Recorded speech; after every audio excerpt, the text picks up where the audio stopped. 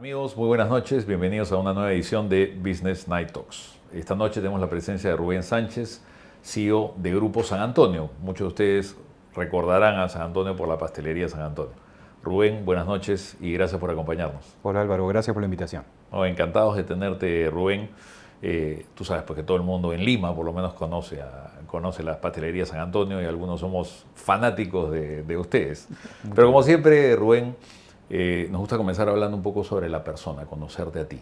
Cuéntanos un poco de tu historia, tu formación, tu vida laboral, cómo llegaste a ser el CEO del Grupo San Antonio. Bueno, yo soy administrador de empresas de formación. Hice un máster en marketing y luego un MBA en España, ambos. Y mi carrera ha estado basada siempre en consumo masivo, ¿no?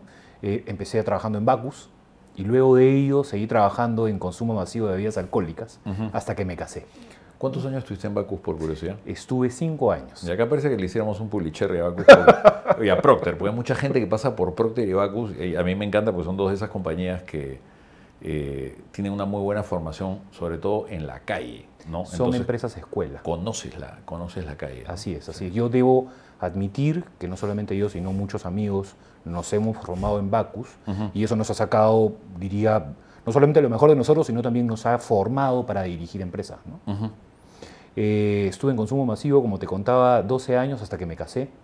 Ahí fui reconvirtiendo mi carrera, fui persiguiendo el objetivo de comenzar a complementar mi especialidad. Yo soy marquetero, he trabajado en áreas comerciales y de hecho logré virar hacia la administración y las finanzas gracias a una empresa local, a Stignich, ¿no? Además, toda esa vida de tipo Bacus o bebidas alcohólicas, pues sí, incluye mucho la noche, imagino que tú... Por eso te decía, ¿no? Me casé y me prohibieron seguir trabajando en bebidas alcohólicas. Te llaman la atención, ¿no es cierto? Sí, sí. Sí he escuchado la historia varias veces. Sí, sí, es muy divertida, ¿no? Pero se trabaja 2 veces. Tú trabajas de día y trabajas de noche, ¿no? El on-premise, el consumo de noche es vital en el negocio de las bebidas alcohólicas. Entonces, cuando comienzo a virar mi carrera hacia la administración y las finanzas, lo que busco es complementar mi perfil comercial con habilidades que permitan eventualmente conseguir una gerencia general. Y es así como a partir de esa posición logré hacerlo y ocupo mi primera gerencia general hace 6 años. O sea, tú tuviste dentro de tu visión, en todo tu proceso de formación, claramente quiero ser gerente general. Sí.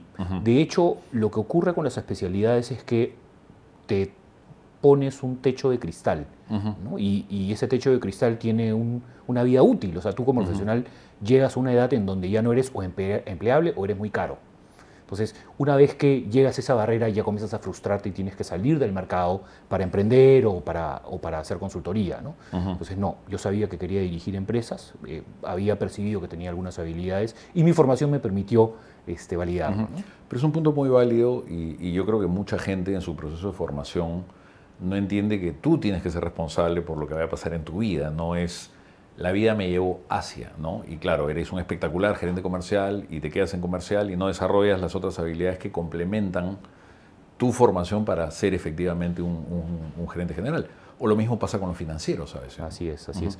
Lo que pasa es que las personas, como las empresas, somos productos, ¿no? Y tenemos que ir transformándonos para mantenernos vigentes, ¿no? Y el conocimiento es uno de los elementos y por supuesto la experiencia y el complemento de la experiencia profesional que tenemos nos debe conducir al objetivo a largo plazo, como en este caso era la gerencia general, ¿no? Y hablaste también de dinero, ¿no? Acá te voy a contar una anécdota, una pareja de muy buenos amigos. Ella siempre dice, mujer que no gasta, marido que no progresa. Entonces, lo reta a su marido, es muy gracioso. Pero la realidad es que, como dices tú, siempre tenemos más aspiraciones. Yo conozco muy poca gente que diga, no, ya me están pagando mucho, por favor páguenme menos. Siempre quieres más, tu vida, tus hijos se va volviendo más complicada y ahí es donde viene esa parte que yo digo, es la responsabilidad de uno hacerse más empleable y obviamente ganar más valor. Y me parece espectacular cuando algún profesional viene acá y dice, yo me preocupé de convertirme en eso, que es un poco la historia que tú estás contando.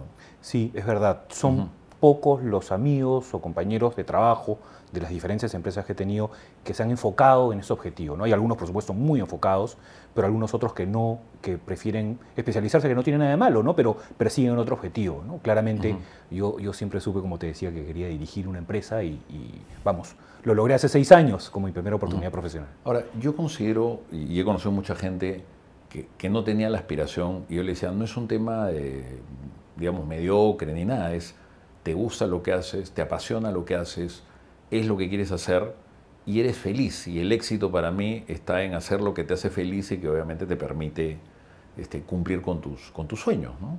Mira qué buen punto. De hecho, todo se trata de felicidad, ¿no? De bienestar, de sentirnos bien.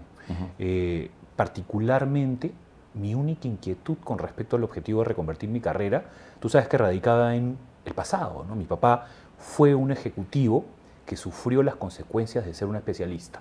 Mi papá era especialista en investigación de mercados. Y la investigación de mercados hizo que en algún momento saliese del mercado y eventualmente tuviese que trabajar por su cuenta, ¿no? Entonces le costó mucho reconvertirse porque se había enfocado su carrera en esta especialidad, ¿no?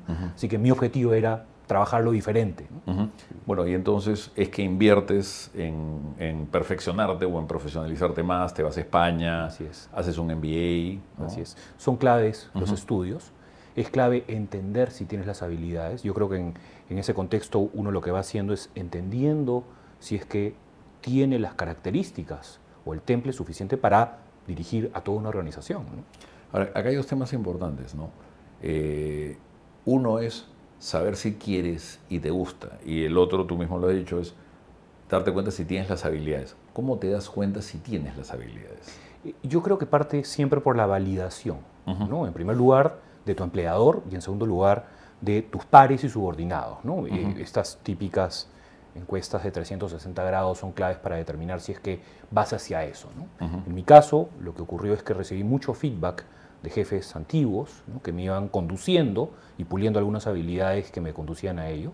Pero lo más importante es que los equipos con los que trabajé me iban animando a desarrollarme hacia habilidades gerenciales, ¿no? Entonces, yo creo que uno se va encontrando, ¿no? Es un camino en donde uno va encontrando señales que lo van conduciendo a este gran objetivo. Ahora, ¿usaste la comparación como un método de validación? Es decir, compararte con gente que tú considerabas, este tipo es bueno, esta mujer sabe, conoce, y fue la comparación, claro que sí, un parámetro. Sí. De hecho, soy un agradecido a los referentes de los que he capitalizado conocimiento y experiencia para convertirme en gerente general, ¿no? O sea, yo no solamente soy muy buen amigo de mis ex jefes, sino también he utilizado su experiencia para poder capitalizarla y formar mi propio perfil, ¿no? Creo que eso es clave, ¿no? Uno como profesional lo que va haciendo es recogiendo lo mejor de cada experiencia para construir su propia profesión. Ahora, se necesita algo de humildad para manejar ese proceso, porque el ego de la gente que va creciendo puede ser muy grande, ¿no? Dice, no, yo soy mejor que este, mejor que esta, mejor que este.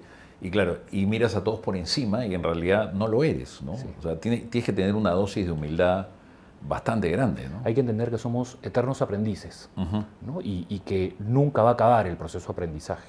Pero lo más importante es que cuando tú no logras eliminar de tu perfil la soberbia o el ego, el mercado, la empresa, se encarga de decantarte. Si tú eres un ególatra o un gerente general que no, vamos, como bien dijiste, es humilde, lo que va a pasar es que vas a terminar saliendo de la organización, porque no tienes las características suficientes como para gerenciar con humildad y que eso se refleje en tu equipo. Como decía un buen amigo al cual molestamos siempre, que él mismo dice, soy tan humilde que no me he dado cuenta que no hay nadie que sea más humilde que yo, ¿no?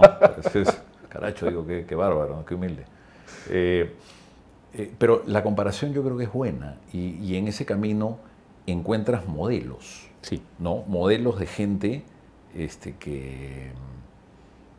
que tú copias y que tú imitas, ¿no? Y en otros casos, modelos que tú rechazas. ¿Te ha pasado que hayas tenido, claro que sí, de hecho, antihéroes, por llamarlo de alguna manera?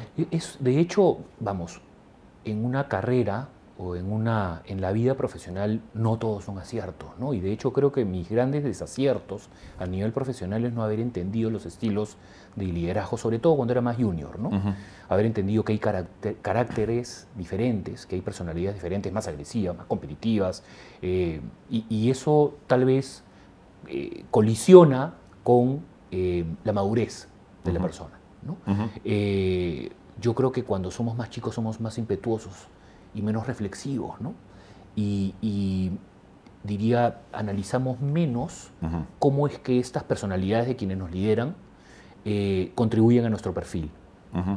Lo que pasa en la medida que vas avanzando es que vas transformando experiencias negativas en oportunidades de mejora para ti mismo, ¿no? Y como tú bien dices, no quieres reflejarte en un elemento negativo, sino más bien convertirlo en una oportunidad para que tu perfil sea mejor. Ahora, todo eso ha contribuido a formar el profesional que tú eres. ¿Qué más pasó en el medio antes de llegar a San Antonio? Bueno, es una buena pregunta. Una componente de mi perfil que es clave creo que ha sido emprender, ¿no? Yo he matizado mi carrera profesional con emprendimiento. Y lo que aprendí del emprendimiento fue todo lo que no me enseñó ni una maestría ni mi carrera profesional, ¿no? Emprender tiene un matiz de riesgo que, diría, traspasa las barreras del escritorio o de la oficina donde trabajas como dependiente. Como dependiente tú no arriesgas. Así es. ¿No? Como empresario independiente o como emprendedor, tú arriesgas todo lo que tienes. Y de hecho eso me pasó. Yo emprendí, puse con mi esposa una cadena de restaurantes, coincidentemente nada que ver con San Antonio ni en la época, y fracasamos, ¿no? El modelo de negocio no cuajó, no maduró, y perdimos el capital que teníamos, el patrimonio familiar. Pero aprendiste todo lo que había que aprender. Todas las lecciones que te puedes imaginar. No solamente de manejo financiero y por supuesto de manejo de personal, sino otras componentes que tienen que ver con la medición del riesgo, la exposición que debemos tener con respecto a los proyectos que emprendemos y el riesgo que eso implica, ¿no? Perder tu propio patrimonio tiene un elemento clave y es que la recuperación del patrimonio toma tiempo. Entonces la recuperación ante una pérdida en un emprendimiento es dolorosa, es lenta, ¿no? El proceso de aprendizaje ante el fracaso de un emprendimiento es largo, ¿no? Y eso creo que ha sido clave para terminar de formar mi perfil profesional como dependiente. Tal vez nunca hubiese aprendido las lecciones que hoy me llevan a ser gerente general con relativo éxito si no hubiese pasado por eso. Además, en un rubro que entiendes, producto del aprendizaje del pasado, ¿no? Claro que sí, Bueno, ha sido clave. ¿Que sucedió algo más en el medio antes de llegar a San Antonio? No, gracias a Dios, la carrera que he tenido ha sido buena. Mi estrategia personal ha sido moverme entre empresas. He sido poco, debo ser honesto, de aquellos que se conducían durante mucho tiempo en una empresa. Creo que las oportunidades se persiguen, como bien comentábamos al principio de la entrevista, y ello ha hecho hizo que mi primera gerencia general la obtenga a los 38 años, ¿no? En una empresa, por supuesto, pequeña, más pequeña que San Antonio, pero lo logré antes de los 40, que era mi objetivo. Ya, interesante. Y todo esto, Rubén, te forma como líder. ¿Y qué tipo de líder eres? ¿Cómo te defines tú como líder?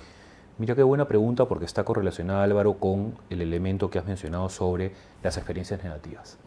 Yo siempre he querido ser aquel gerente general que tenga las características que algunos jefes no tenían. Por ejemplo, el nivel empático. O sea, tengo una política de puertas abiertas, una política además muy pulida, gracias a un gran amigo y jefe, Juan Alberto Grieve, que me enseñó a escuchar a todas las personas. Y esa experiencia creo que ha sido clave para conducirme a lo que es hoy día San Antonio. Hoy día no solamente escucho a mis compañeros de trabajo, sino también a mis clientes, ¿no? Y ahí aprendes la lección más importante probablemente con respecto al servicio, al negocio de servicio donde estoy yo, que es que siempre tienes tiempo para escuchar a las personas. Y lo clave de ese aprendizaje es que no tiene que ser una hora de escucha. Pueden ser 30 segundos, puede ser un saludo o una despedida. Pero muchos. Pero muchos impactos, efectivamente, ¿no? Y de hecho, te cuento, yo tuve ayer una crisis reputacional en redes sociales. Una señora se quejó en una de estas páginas de Buen Dato y hablaba justamente sobre San Antonio, ¿no? Tenía una crítica con respecto a los platos. Y mi trabajo consistió en abordar las quejas, no solamente de ella, sino de las personas que replicaban. La típica queja de red social, ¿no? Y eso refleja un poco la importancia que tiene contactar y empatizar con las observaciones o incluso quejas de las personas. Y además manejarlas bien, porque estando en redes sociales esto puede ser una bola de nieve inmensa. Incontrolable. ¿No es cierto? Y a veces, bueno, ya viene, probablemente sea tema de otra discusión, otra conversación, cómo manejas estos impactos de una manera que te golpeen menos y que incluso pueda salir bien parado, ¿no? Así es, sí. Así es. De hecho, creo que el éxito que ha tenido San Antonio durante la pandemia ha sido que el manejo de su comunicación ha sido vital para poder salir adelante en un contexto tan complejo. Hemos sido, como te decía, muy empáticos. Hemos reflejado, de hecho, lo que me preguntabas con respecto a mi perfil, ¿no? El elemento empático o proyectado hacia las redes sociales, ¿no?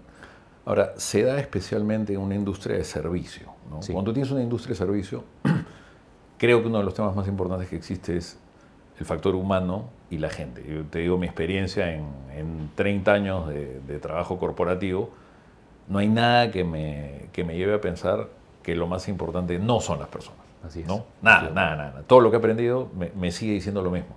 Y más en un negocio de servicios donde tu colaborador es el que da la calidad de servicio y muestra la cara a tus clientes. Así es.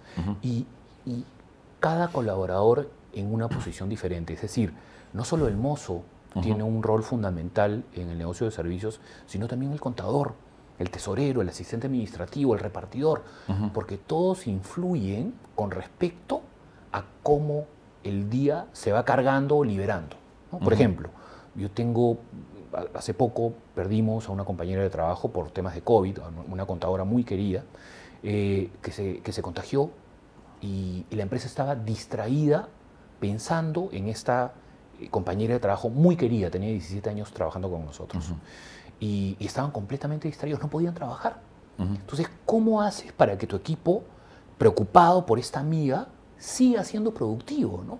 Pues ahí tienes que comenzar a entender cómo es que la experiencia individual hace que cada persona pueda liberarse de esta presión y, por supuesto, seguir trabajando, porque ese es finalmente el fin por el cual estamos reunidos, ¿no?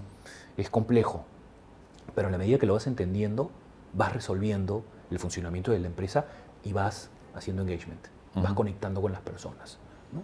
Cuando entiendes que la necesidad de una persona es la educación de sus hijos y la de otra es no tener un carro porque vive muy lejos y la de otra es que alquile un cuarto porque vive en provincias y en Lima no tiene quien la albergue y todos sus sueldos se deben pagar probablemente esa habitación, comienzas a entender por qué cada persona tiene una carga diferente. Sí, pero ahí estás yendo por un punto que a mí me parece clave y es no solamente basas la empatía en la empatía pura, sino la basas en la información. Conocer a las personas, entender sus problemas y claro, con una base de información probablemente la empatía funcione mejor que sin tener información sobre las personas. Así es, Álvaro. Y ese es nuestro rol como profesionales, ¿no? O sea, de hecho, nosotros tomamos decisiones informadas, ¿no? Y esa decisión informada, en el caso de las personas, aplica con respecto a un perfilamiento de la persona. Tú perfilas a la persona no solamente en función a su currículum, sino en función a lo que ésta está en condiciones de contarte, ¿no? A cómo se va abriendo con respecto a su posición personal.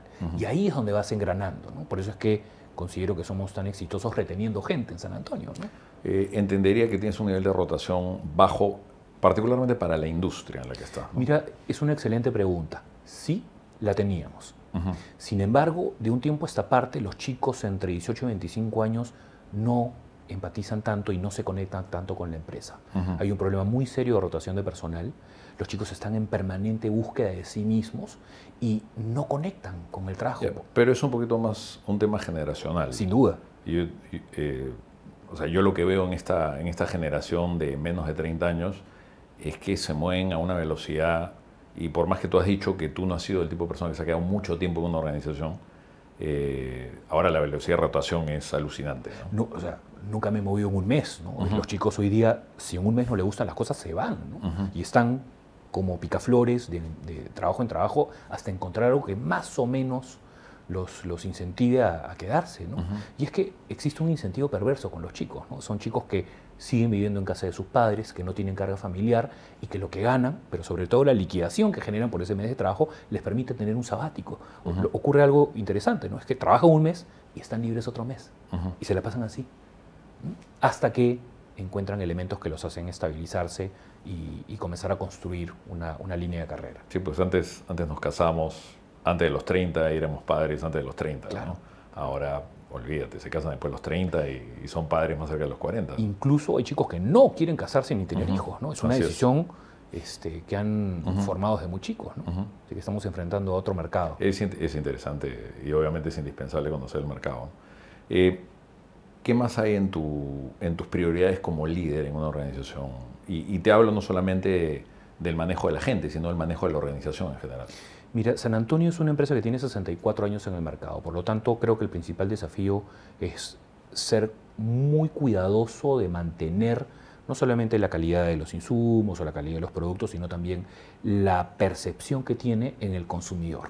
en su consumidor, ¿no? San Antonio es muy querido, ¿no? Es una marca muy querida por sus clientes. Entonces hay que ser muy cuidadosos de que esta transición generacional no afecte la percepción de las personas, ¿no? Te hablaba de esta crisis reputacional que tuve ayer y te hablaba porque existe siempre la percepción de que algo cambia cuando cambia la generación. Y estamos en un proceso de transformación generacional, ¿no? Hoy día se está incorporando a nuestro directorio la tercera generación, ¿no? Entonces, ese proceso de transición hace que muchas cosas cambien y tenemos que ser muy cuidadosos para que eso no se refleje en nuestro cliente, ¿no? De ninguna manera en los insumos, pero mucho más en el modelo de negocio. Y otro elemento que ha comenzado a mover mucho a San Antonio últimamente es nuestras expectativas de crecimiento. Éramos una empresa muy conservadora, que no abría tiendas hace 20 años y que un tiempo esta parte ha abierto 3 tiendas nuevas y que además está mirando abrir una operación en Estados Unidos, ¿no? Entonces, ese mensaje sobre crecimiento lo tenemos que manejar con mucho cuidado, ¿no? Para que nuestro cliente no piense que estamos industrializando, cambiando calidad, ¿no? Y como te decía, sigamos siendo consecuentes con esta tradición que nos Me quedo gratamente impresionado además con el formato y el tamaño de algunos de los locales, ¿no? Y eso me lleva un poquito al tema que mencionabas sobre el proceso de expansión. En alguna conversación me dijiste, mira, por ahora no estamos mirando provincia, estamos mirando Lima principalmente, y ahora tienen una expectativa de abrir en Estados Unidos también, Así ¿no? es, así es. De hecho, el motivo por el cual no abrimos en provincias es muy sencillo, ¿no? El potencial que tiene el negocio en una ciudad es clave para determinar su éxito. Si nosotros identificamos una ciudad en donde no hay potencial de crecimiento, es mejor no entrar, porque el esfuerzo para que se consolide el negocio en esa ciudad es muy grande, tanto como el de un nuevo país. Entonces, cuando hablamos de irnos, por ejemplo, a Cusco, Arequipa, Chiclayo, Trujillo, ¿no? Ciudades grandes, y analizamos el mercado, lo que termina ocurriendo es que la ciudad no nos da para poner más de 1 o 2 tiendas, ¿no?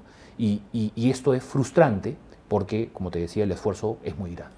No, y probablemente no tienes la masa crítica en 1 o 2 tiendas para que sea un buen negocio, ¿no? Por eso es que no podemos poner más tiendas, efectivamente. Necesitamos la gente, además, para que pague el volumen que necesita una San Antonio para mantenerse, ¿no? Por eso tiene mucho más sentido abrir en otro país. Y en este caso, efectivamente, Estados Unidos es un país clave en nuestra estrategia de crecimiento, ¿no? Ahora, cuando me dices Estados Unidos, me imagino que van a empezar por el sur, alguna zona un poco más afín a nosotros. Sí, Florida tiene mucho más sentido. Hay un mercado étnico muy grande, una población peruana muy grande. Sin embargo, Estados Unidos tiene la particularidad de tener muchas réplicas, ¿no? En la costa oeste, en el norte, en el centro, ¿no?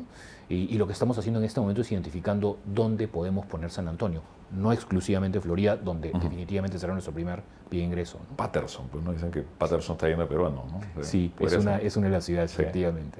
Interesante. ¿Qué más hay en Rubén el Líder respecto a tus prioridades? ¿Cómo formas equipo?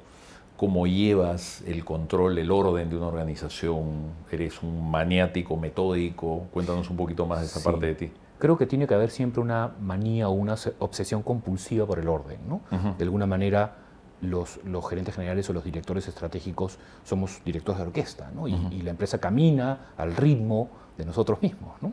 Yo me organizo por comités, tengo comités concentrados los lunes y martes con todas las áreas de la empresa, jefaturas o gerencias, y esto decanta siempre en un directorio los miércoles, ¿no? Los miércoles durante la mañana. Entonces, de hecho, lo que siempre preguntan es ¿por qué tan seguidos, tan consecutivos? Y es porque somos un negocio retail. Así es. Y el negocio retail cambia mucho, rapidísimo, y vivimos en campañas, ¿no? Entonces tenemos la campaña del Día del Padre, la campaña del Día de la Madre, la campaña de San Valentín, la campaña de Pascua, Bajada de Reyes, etc. Cada semana o cada 15 días estamos evolucionando y cambiando. Y el impacto que tiene la estrategia comercial se lleva siempre hacia el área productiva. Entonces tenemos que estar coordinando permanentemente. Y otra cosa es que, como somos un negocio de servicios, siempre hay elementos del servicio que tenemos que discutir para mejorar. Una vez que termino la dinámica de lunes y martes, que canta en el directorio, lo que sigue es una agenda libre para dedicarnos a ver tiendas. Nuestro trabajo es de campo, ¿no? Y yo le dedico los jueves y viernes para ver todos los temas relacionados a tiendas. Estamos en las tiendas mirando a nuestro cliente, preguntando, probando productos, ¿no? Para ver si el negocio camina bien. Me trae a mi memoria una frase que tenía un jefe mío muy simpático, él, pero es una de esas frases que se te pega, ¿no? Él decía siempre, you don't get what you expect, you get what you inspect, ¿no? Traducido sí. Es, no vas a conseguir lo que tú crees que va a pasar. Va a suceder lo que tú inspeccionas al detalle, lo que tú te aseguras que suceda, eso es lo que va a pasar, ¿no? Así es. Y de hecho, mira, a propósito de esa frase, algo que es clave es la línea de comunicación directa con las personas que están en el piso, ¿no?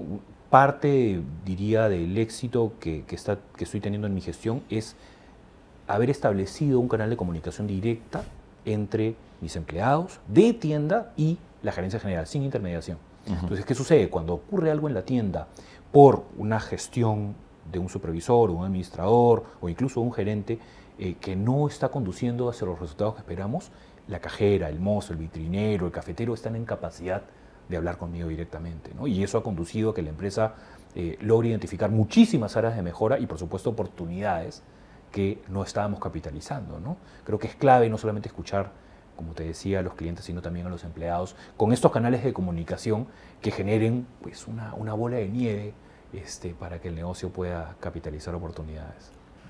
Una de las cosas que más me ha impresionado de lo que he visto de San Antonio ahora último, ya que estamos entrando cada vez más a la empresa, fue este video sobre cómo están entrenando a la gente para tratar contra o con el cliente que tiene algún tipo de discapacidad, en este caso auditiva. Así es. ¿No?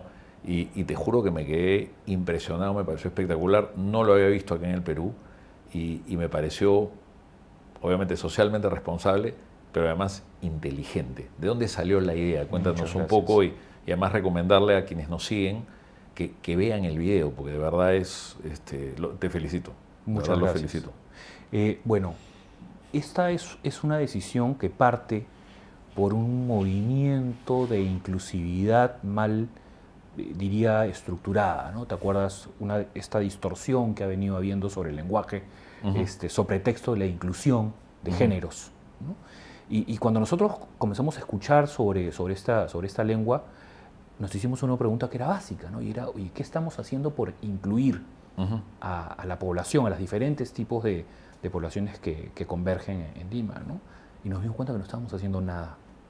De hecho, el primer cambio que hizo San Antonio para incluir a algunos sectores de la población con discapacidades de comunicación fue nuestra carta braille, no fue la lengua de señas, ¿no?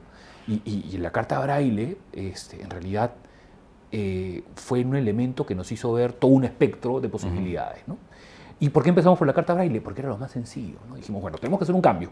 ¿Cómo lo hacemos rápido? Dijimos, bueno, contratemos un especialista que se ponga a digitar. Carta braille. Digitar en braille es muy difícil, toma mucho tiempo y no es fotocopiable. Entonces tú tienes que digitar cada carta braille de cada tienda. Y ni hablar cuando hay cambios de precios. Entonces, la gestión es difícil. Pero una vez que construimos la carta braille nos preguntamos cuál era el siguiente paso. Y como bien mencionas, en lengua de señas peruanas fue el siguiente paso. El desafío era quién nos iba a ayudar en este proceso. Disculpa la ignorancia, lengua de señas peruanas. ¿Sí? No es tan universal ese tema. No es tan universal, de hecho fue el primer aprendizaje, ¿no? Existen señas que, son similares en algunos países, pero las señas, así como la lengua, va construyéndose a partir de jergas, ¿no? De nacionalismos, ¿no? De elementos específicos, ¿no? Por ejemplo, el mes de octubre se representa como el mes de las andas, ¿no? Del Señor de los Milagros, así se representa, ¿no? Porque tú no puedes estar deletreando palabras cada letra con las manos, ¿no? Se sintetiza. Por ejemplo, mi nombre no se deletrea Rubén, etcétera, ¿no? Cada palabra, cada letra, ¿no? Mi nombre es una síntesis de una característica personal. En mi caso, como estoy panzón, ¿no? Mi nombre es Rubén. Y parece broma, pero eso es lo que hace que la lengua de señas se acerque, se sintetice y sea fácil de asimilar. Nosotros estamos desarrollando este programa gracias a Empanacombi, que es un emprendimiento social muy interesante del cual fui mentor gracias a la red Cunan de L+1, o un spin-off de L+1, que construyó un programa que se llama Cabida, que es a partir de su propia experiencia cómo hacer que otras empresas aprendan a comunicarse con personas que tienen discapacidad auditiva y verbal. Y diseñaron un programa básicamente para servicio que contratamos luego de la mentoría y que ya ha formado a 3 promociones. Ya tenemos al personal de servicio de tiendas, especialmente administradores y supervisores, capacitados para atender de manera básica a las personas con discapacidad auditiva que nos visiten, ¿no? Ya, para tener una idea, ¿a cuántas personas que atienden clientes han capacitado? Cada promoción tiene 15 personas. Entonces, hasta el momento vamos 45, donde me incluyo, y de hecho algunos de mis directores ejecutivos también están ahí, ¿no? El objetivo es que toda la empresa se termine capacitando, ¿no? Y el gran incentivo que estamos teniendo con respecto a esa capacitación es que ya estamos contratando a personas con discapacidad auditiva. Es decir, estamos haciendo que nos integremos no solamente a nuestros clientes con discapacidades, sino también que integremos a personas con discapacidad como empleados de San Antonio y que podamos hablar en su idioma. Presumo a partir de eso que los temas de diversidad e inclusión, también hablando de San Antonio como empleador, son parte del ADN de la compañía, o por lo menos tuyo, ¿no? Sí, lo son de la compañía, de hecho, ¿no? Comparto los valores de los accionistas y de mis compañeros de trabajo. Lo que pasa es que en un contexto en donde el respeto, uno de nuestros valores es la familia, ha calado tanto, no se distingue o no se percibe ningún tipo de diferencia más que de elemento de discriminación, ¿no? O sea, cuando tú percibes que todos son iguales, todo fluye, ¿no? De hecho, yo tengo el 60% de mi estructura de jefaturas y gerencias conformada por mujeres, por ponerte un ejemplo, ¿no? Y hoy la fábrica o el centro de producción que tenemos tiene una equidad de género de 50-50, cuando antes, en el pasado, era totalmente conformada por hombres, ¿no? Lo cual te pone un poco sobre la mesa el hecho de que esto se está dando por naturaleza.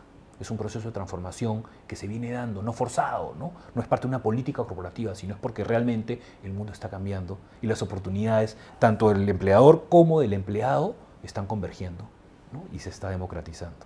Ahora, cuéntame cómo les está afectando de manera positiva o negativa todo el tema del delivery. Yo te cuento una anécdota muy personal. Yo trabajaba pues acá en la zona y por lo menos una vez por semana almorzaba en la San Antonio del Parque Aptao. Y un día llego y encuentro que hay una turba de deliveries en la puerta y el administrador que salía a decirle, por favor, párense afuera, muy educado, ¿no? Dejen entrar a la gente. Y yo me quedé pensando, acá hay otro negocio, ¿no? O sea, la tienda es un negocio, pero el tema del delivery es otro. Sí. Y lo que tienes que hacer, de alguna manera, yo con el poco conocimiento que tengo del negocio, lo que hay que hacer en realidad el tema del delivery y llevarse al otro lado. Porque tenerlos en la tienda es contraproducente para la tienda. Sí. Pero tampoco te debes dedicar solo al delivery porque la tienda es otro negocio distinto. Así es. ¿Cómo les ha ido? ¿Han habido amenazas? ¿Han crecido con todo este tema? De hecho, es una buena pregunta, Álvaro, porque el negocio del delivery fue el que nos salvó la vida durante la pandemia, ¿no? En algún momento llegó a representar el 100% de nuestras ventas, ¿no? Y esto claramente, en la medida del paso de los meses, ha ido disminuyendo. Hoy representa el 25% de nuestras ventas. Antes de la pandemia representaba el 5% de nuestras ventas. O sea, se ha quintuplicado el negocio de delivery. Ahora, ¿por qué? Y ya no se va a caer, porque ya hay un hábito también del delivery. Así es, ha habido además una transformación en el consumidor, ¿no? O sea, dado que todavía vivimos en un contexto de pandemia, queremos exponernos menos a la posibilidad de contagiarnos, ¿no? Así que el delivery sigue siendo una salida para la pandemia y, por supuesto, ya transformó nuestro comportamiento con consumidores. Ahora, tú me preguntabas, ¿por qué no concentrar el delivery en un punto de reparto? Básicamente porque hay restricciones de cobertura, ¿no? Tenemos que tener estructuras de delivery en cada tienda, con coordinadores de delivery propios, incluso con motociclistas propios, para poder soportar la demanda que hay en el radio de la tienda, ¿no? Y sí, lo que pasa en algunas veces, en algunas oportunidades, sobre todo con estas variaciones que han habido con respecto al toque de queda y restricciones de salida, que el delivery ha hecho que afecte el servicio de salón, como bien mencionabas, ¿no? Sin embargo, el negocio del delivery es poco rentable, ¿no? Es un negocio de volúmenes cada vez más altos, pero de poca rentabilidad. Y lo que estamos procurando es que el negocio de delivery más bien sea incorporado a nuestro propio negocio y que ya no regale tanta participación a las aplicaciones para poder rentabilizarlo y hacerlo más eficiente, ¿no? El tema de los dark kitchens es algo que también o han pensado o han decidido participar en alguno, han tenido alguna oferta interesante. Es una excelente pregunta también. Mira, han habido muchos esfuerzos de aplicaciones por desarrollar dark kitchens. El problema de las cocinas ocultas es que tienen doble comisión. Uno es la comisión del reparto per se y dos es la comisión del uso del espacio físico. Entonces, en un esquema en donde te cobran un porcentaje tan alto del valor venta, termina siendo poco o nada rentable. Nuestra estrategia es montar nuestros propios dark kitchens para convertir el variable por el uso del establecimiento en un fijo y que el volumen nos permita rentabilizarlo, ¿no? Ahora, es una estrategia de paso. O sea, nosotros establecemos un dark kitchen para ir midiendo cómo se va calentando la zona y luego de ello transformarlo en una tienda física, ¿no? Porque claramente el negocio más rentable para nosotros es el negocio de salón. Todo el tema de seguridad, porque ahora lamentablemente en todo el Perú, ¿no? Pero particularmente en Lima, da miedo porque te asaltan en cualquier lado. ¿Sientes que los ha afectado también? No, es una buena pregunta también. No nos ha afectado porque ocurre algo. El medio de pago ya no es el efectivo, ¿no? Poco más del 90% de nuestras transacciones son con tarjetas de crédito o de débito. Entonces el manejo del cash es casi inexistente, ¿no? Además esto se ha incrementado por supuesto con la pandemia. Entonces no hay cash que robar. Yo creo que los marcas o cualquier ladrón se da cuenta rápidamente de eso. Y dos, la gente se moviliza menos con cash, entonces se expone menos a la posibilidad de que lo salten. Ahora, lo que sí nos inquieta un poco es este sistema que ha habido últimamente de raqueteros, que aunque no nos ha afectado, está latente, ¿no? Estos ladrones de Rolex, ¿no? que circulan en motos, esos arrebatadores sí nos inquietan, pero para eso tenemos un sistema en donde tenemos bien protegidas nuestras mesas, especialmente de las terrazas, que podrían ser las más afectadas. Muy interesante, Rubén. Me han quedado un montón de cosas distintas, diferentes, que veo que ustedes están pensando de una manera distinta, porque creo que los tiempos de ahora, si algo ameritan, fuera de llevar orden, ética, temas de inclusión, de diversidad, digamos, todo lo que siempre se ha hablado, siempre implica pensar de una manera distinta, entender el mercado, ver las tendencias, ver las transiciones y adaptarte, ¿no? De la manera correcta, innovando, ¿no? Transformando de lo que sea, pero veo que es una organización que está pensando mucho y eso es bueno y felicitaciones por eso, Rubén. Muchas gracias, Álvaro.